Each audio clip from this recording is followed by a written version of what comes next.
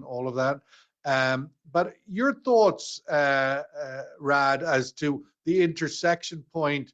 I've titled the session, it's the gasoline price stupid, which of course is a play on the former claim by the in the Clinton presidency of election that it's the economy stupid. But in this case, it's the gasoline price stupid, Biden energy and re-election, what's at stake. But if you would paint a picture to us for that intersection point of this election cycle and the energy sector. That's great to be here, Sean. Thank you. I think actually it goes well beyond gasoline. I mean, gasoline prices always matter. The economy is what, tends to guide domestic elections all across the world. But I think we're looking at something far more consequential in terms of energy, because this is also going to define the process of energy transitions, and probably shape it sort of for the next decade, depending on who wins. Now, I possibly have moments of reservation that, the two of them may not make it to the starting line of the election. They still have a number of hurdles to get through, age, some legal problems, etc. But I mean, assuming those are the two candidates, you are left with some very stark choices when it comes to energy, and the energy future.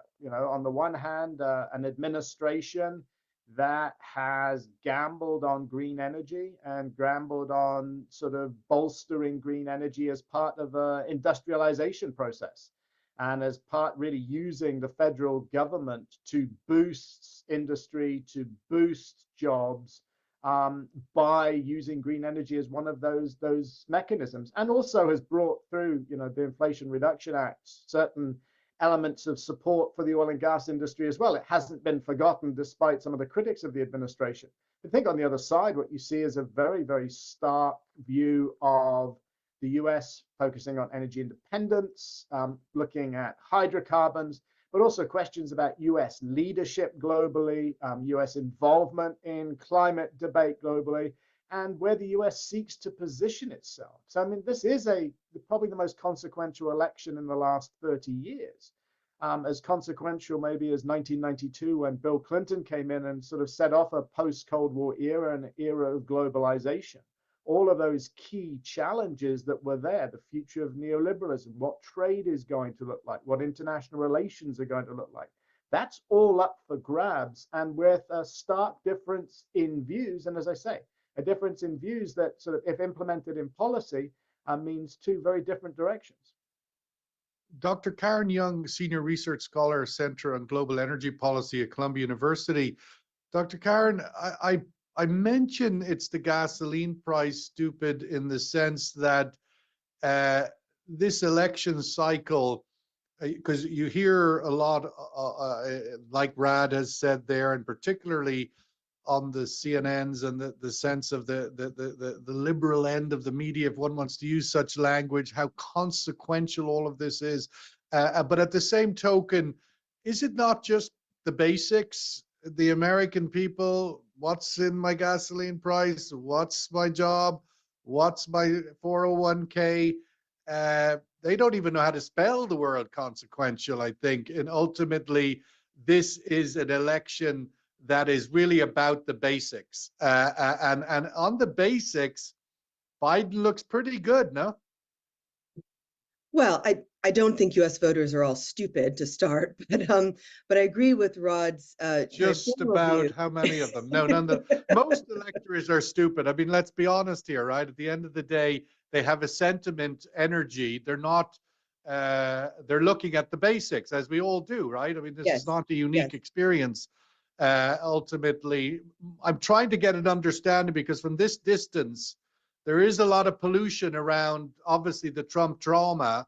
We all live with Trump trauma, but ultimately, a lot of us around the world are starting to think there isn't much difference between Biden and Trump, particularly with the consequential events that are happening in the Middle East. The man should be in The Hague for genocide.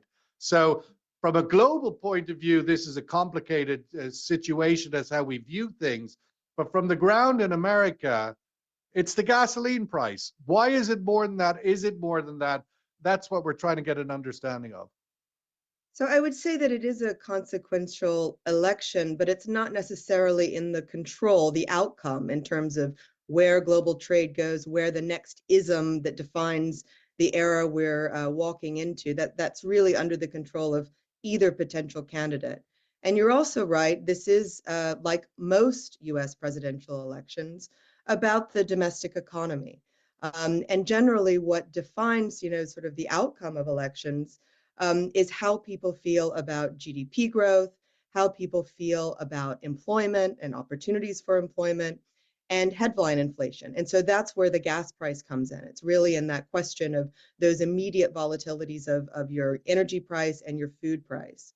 And so right now, I think we have a pretty low risk of recession. We have a kind of stable and frankly, quite low and under-evaluated risk towards oil prices.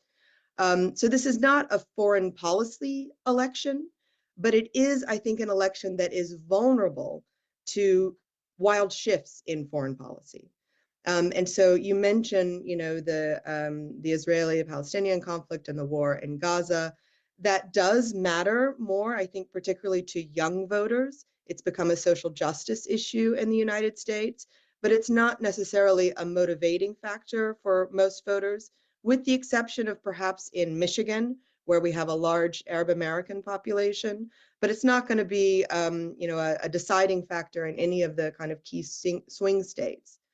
I'd also say that this is a timing issue. So it's January. A lot can change between now and the summer and into the fall. And so on that key kind of price sensitivity, particularly on oil prices that translates to gasoline prices at the pump, still a lot could change. So I think the Biden administration is probably, though sitting in a good position right now, quite wary of spoilers, of potential actions and actors that could change that scenario. Rachel Ziemba, founder at Ziemba Insights. Rachel, I'm just going to push back a little bit.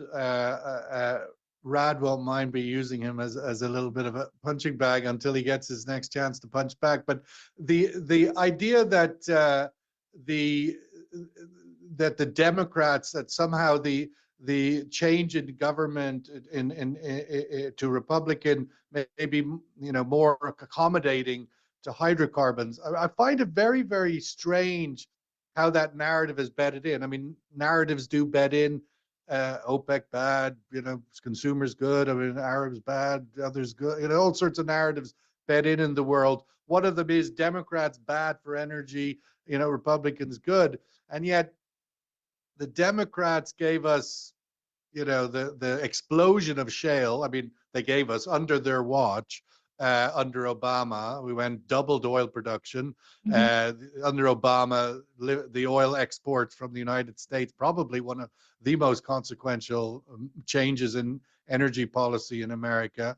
Now we have the LNG revolution. So I'm wondering, ultimately, does it really make a difference going forward into this election vis-a-vis the energy outcome if indeed the Democrats or the Republicans come back? So I think it does make a difference, and especially in some of the ways that Rod mentioned in terms of direction of travel on clean energy, and then the whole package, right? There's also a number of things. I mean, I'm less the energy industry about, loves the IRA. I mean, Trump isn't going to take away. They do. They do. Trump's but not going to take away the trough from Houston. Come on. Well, they're not going to take away the trough in Houston, but I think you could see certain things clawed back on the wind side. Also, some of the other sort of next steps to actually implement. There's a lot of details on hydrogen that are still being. But I mean, I take your point, and I think some of this is an issue of narrative, right? On the one hand, if you look back a year ago, the Biden administration, in my view, was very publicly worried about the gas price, perhaps with some good reason, perhaps with there was a lot of hand wringing, the framing around the visit to Saudi Arabia, which in some ways was a reset of what had been an attempt to completely freeze MBS out. And if now I think they're in a position where they can't take credit for this record, sort of liquids production out of the United States. And it's not only about them, it's partly about them. It's partly about OPEC dynamics. It's partly about assessment of demand at post-pandemic, right? Reopening, some greater sort of certainty there. It's also that adjustment after private equity sort of squeezing, sort of some in consolidation in the oil patch. So there's a lot of things that have come together. But I think there's a narrative ambivalence and challenge. Now, broadening that out, I think the Biden administration and the campaign have really struggled to get the message out on the fact that the economy is improving, the economy is not as bad as it was. Now, some of that might be a media narrative, some of that is what people really feel. And I think that increase in that inflation story is not only a matter of oil and gas, right? I mean, you could argue they've come down, but it's also all the other services. And some of it's a function that the economy shifted from one where we had massive supply chain shortages on the goods side when everybody was at home and after, to consumption of services. So people are looking at higher healthcare costs. They're looking at a variety of things. So I think you end up with a circumstance where, but back to your point, I mean, what could we see shifting? We might see some permitting reform in a Republican administration. I figure a next Democratic administration would need to do something there. I also tend to think that you might not, I think new legislation relating to energy would be less likely to sort of subsidize and use government balance sheets, and maybe more likely to do kind of across the board tax cuts. The other thing that I'm watching, and some of this is a political issue, goes back to a point that Karen just made about young people and others, but is what's going to happen on the LNG export side, right? We saw, I think yesterday or the day before, some news that there was going to be a new environmental review. Now, I don't think the US is going to ban LNG exports. They're going to find a way to finesse this. But it adds to this sort of narrative challenge and policy certainty at a time when, if we're also seeing the US not able to appropriate support, financial support for Ukraine. There's a lot of mixed narratives here, and I think this reinforces the fact of the risk of some sort of event that leaves the administration reactive over the year. We've already seen a lot of pushback on sort of the sanctions relief to the extent it's been done on Iran and Venezuela in different ways. We could get into how much that was the electoral cycle. Sanctions in paper, I think. Sanctions in paper. But Rod, but there was actual sanctions relief on Venezuela. Yes, right? yes, I think yes. that's not on paper. Yeah. Everybody needs an extra barrel of oil. Rod, I wanted to come back to the Eurasia Group's #1 risk for 2024, which is the United States versus itself. The idea that we get us living in the outer regions of the Roman Empire understand the consequence of this election. In essence, I mean, there is, as I said in my earlier comments, some sense of struggling to see the difference at the moment because emotions are high. But ultimately, we understand the global consequence. What I'm trying to understand is the consequence for within America, because that's really has the ramifications in a sense for where the tremors go from there. So when you think of the U.S. versus itself as your #1 risk, how does that play out within America, whoever wins or however this thing goes? I think the sort of notion of that risk, and it goes to something that both Karen and Rachel have mentioned as well, is just how divided and just how polarized US society is at this moment in time, and how divided and how polarized the US electorate is, and indeed the political parties. And the political parties are more polarized now than they have been since the Civil War. This is a situation where divisions are rife, and where I again just want to. I think it's important because I know living in America, obviously, you're obviously dealing with all these things in a very immediate sense. But I am always reminding people in our little dinner party chats here that the 60s in America were pretty substantial. I mean, Kennedy was killed, Robert Kennedy was killed, John, Martin Luther King was killed. This was Vietnam War. I mean, we've had some pretty big. Nixon resigned. It's a lot. There's big things have happened before. Is this bigger than all of that? I think it probably is in many ways. I mean, look, you went through an era in the 1960s where you were able to get legislation on civil rights, where you were able to sort of make significant gains on other social and political issues. You had an element of cross the aisle cooperation. You didn't have the sort of grenade throwing, flamethrower approach to politics that exists right now. I mean, in many ways, US politics is paralyzed. And I think the risk that we see is twofold. One, going into this election, that paralysis, and as it impacts policymaking, is going to persist. You can see it just in the last 24 hours, where a Republican in the House is now thinking of alleging that Joe Biden is responsible for insurrection.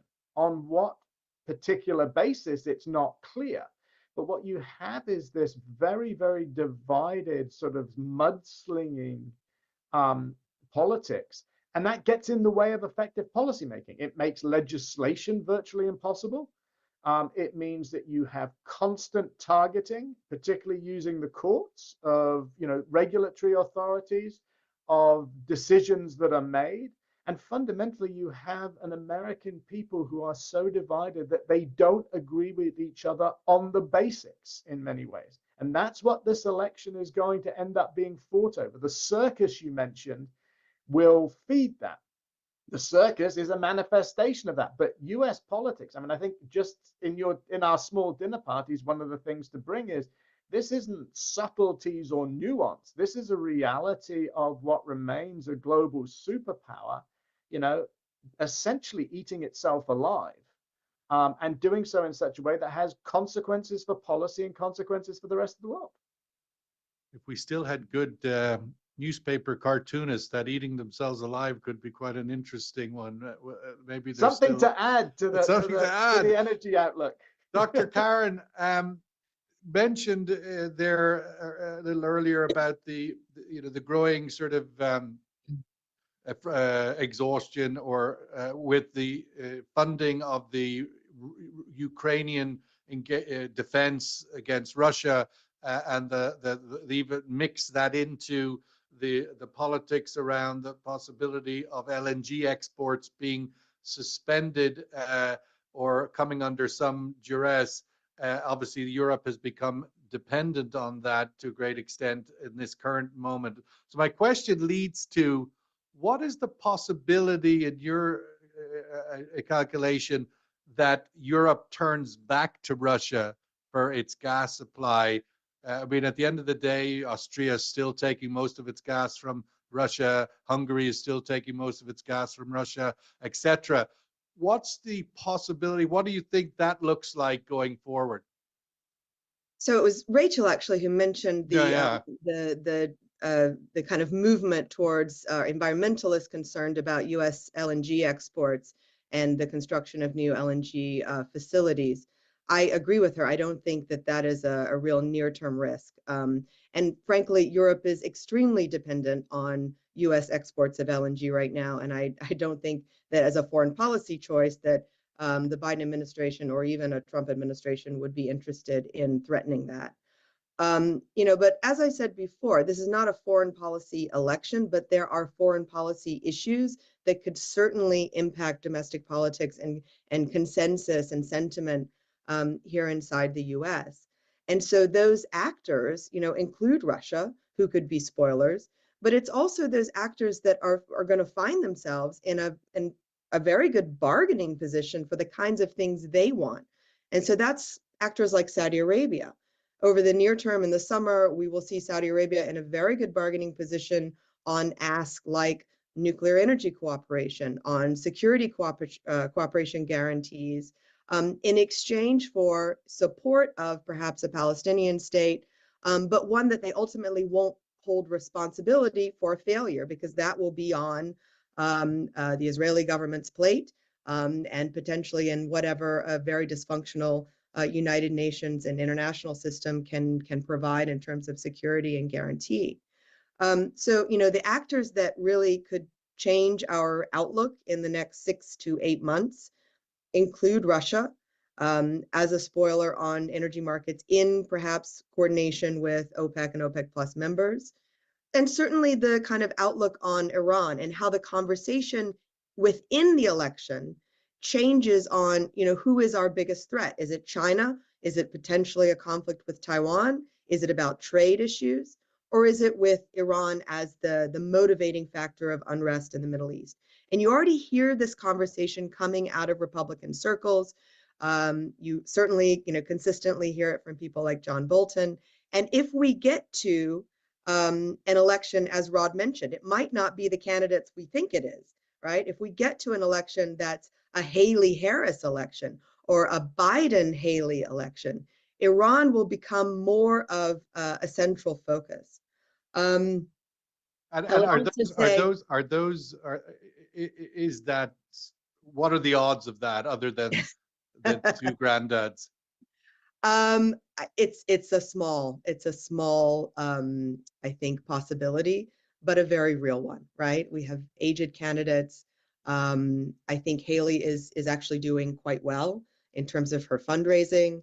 And, depending on where the former President Trump goes in his legal battles, we could see a very last minute Republican convention that puts her forward.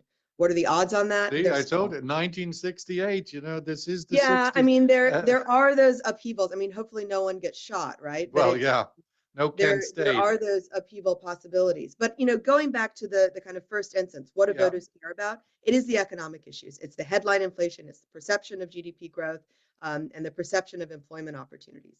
What all of that seems outside forces can change that? Those still become China, Iran, Saudi Arabia, Russia. And that's on oil and gas prices in some ways, but it's also about trade. So if we have another supply chain scare, whether that's, in transit through the Bab el-Mandeb and the Suez, but more likely about what happens in a threat to Taiwan or just movements within the Chinese economy, which we can't really have any control over, that will be an impact for US voters. Just the survey question popped up there, which is sort of along the themes that we are talking. Rachel, I just wanted you to also weigh in on that. This gas LNG strategy, of course, has been built a lot in recent years on the Russian invasion of Ukraine, Biden coming across promising LNG. But all of it looks very tentative, right? These are spot cargoes going into floating regasification units in Europe. Now, there is a blown up pipeline, which we now kind of understand why that was done. But the idea that how locked in is this particular equation? And you mentioned some of the vulnerabilities on the American side.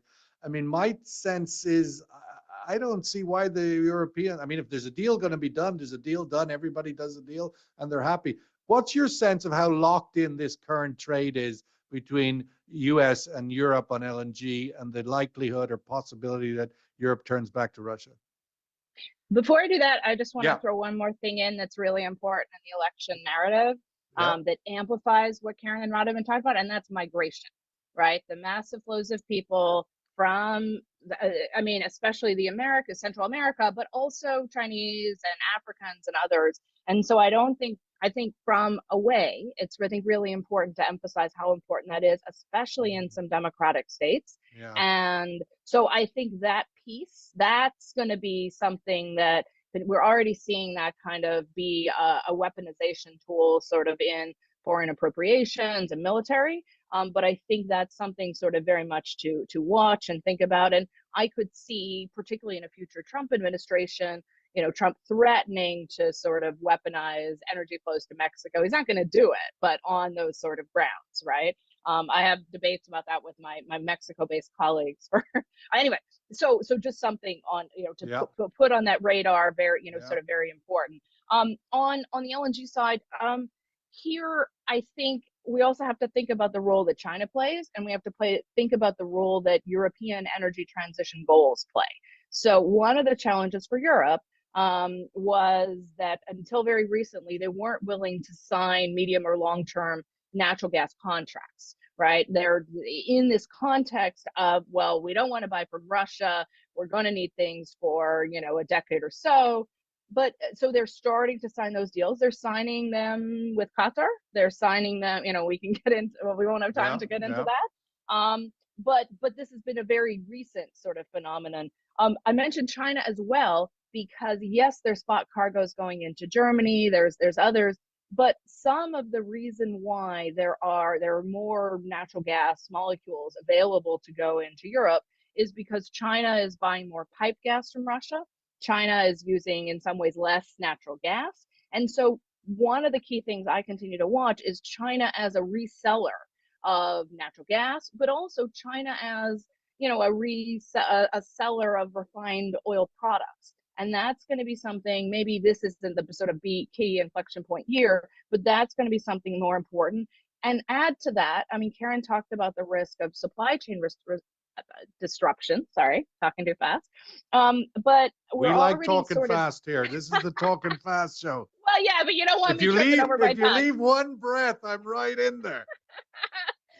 But critical mineral supply chains, clean energy supply chains, and we're already seeing China, in a sense, mirroring what the U.S. is doing on semiconductor high-level inputs, but doing that on the clean energy side with graphite, with germanium and gallium.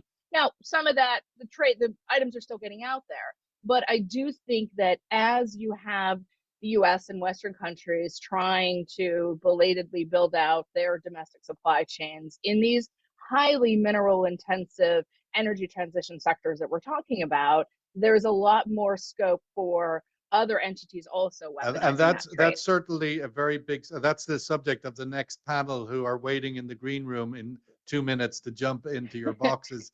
But I just wanted to quickly close out with a rapid round fire of, what is the yes no question to ask on this point? It's not who's going to win the election, but ultimately the idea that is there any chance that Trump falls because of these legal battles? Is that, what's your gut on that? And we'll do a quick round on that. Just yes, no. Rad, starting. If I was a lawyer, I'd be earning a lot more money than I do. Yeah. There's always a risk. We all would. I mean, I think it fundamentally comes down to the Supreme Court. Yeah. Good answer, Karen. I agree. Yeah. But I also think I would reserve the possibility that we see a last minute shift, that the Republican Party grows some integrity, or that we just see a bombshell of an announcement that, or if Trump goes, does Biden go? That's a great question. Not unless he really has to. It would have to be a major health event, as they say. Right. Rachel, last no to you on the. Always a chance, but it's probably not the baseline scenario. I think on the Trump, clearly Biden still, or one of the reasons Biden's still in this race is because of the threat of Trump.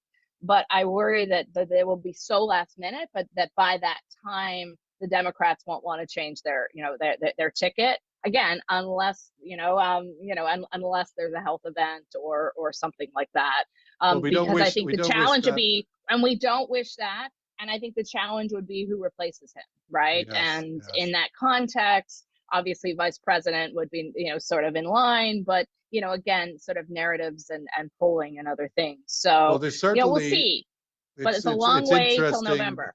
That it is a long way till November. That is the ultimate point to end with here. Rachel Ziemba, Dr. Rad Al-Qadiri, Dr. Karen Young, thank you for being such great sports and taking my prodding and pushing and devil's advocate on all of these issues. Really appreciate it.